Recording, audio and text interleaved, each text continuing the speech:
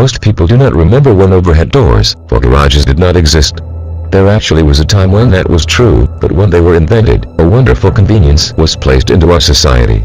It was one of those things where people would say that they wish they had thought of that, but it has now become a way of life.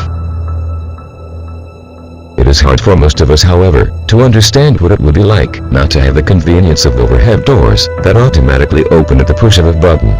Think of how many times you have pulled up to your garage in a driving rainstorm, only to be glad that you can simply press the button to open the door and drive right into the garage. This is especially important if you are a housewife with a car full of groceries and several young children along with you in the car. The automatic garage doors are also a very significant safety feature for a home. They are difficult, if not impossible, for an intruder to break into.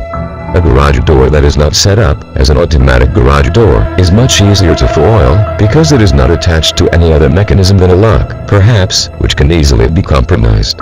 It is also a very nice feeling to be able to drive into a secure garage and to the door close automatically behind and know that any hazardous situations are securely outside the door as it closes. The first automatic garage door was invented in 1926 and the trend has grown ever since then.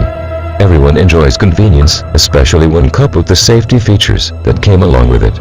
Standard garage doors that are not automated are very heavy to lift, especially for the ladies.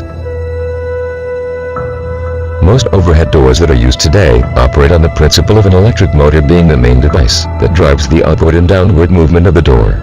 The motor is installed at the top of the door in such a way as to pull and push the door in the direction in which it is to go.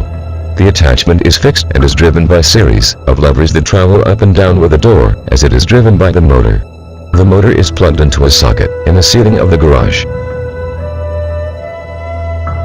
These doors are items that our society would be much worse off if they had not been invented and placed into practical use in our society.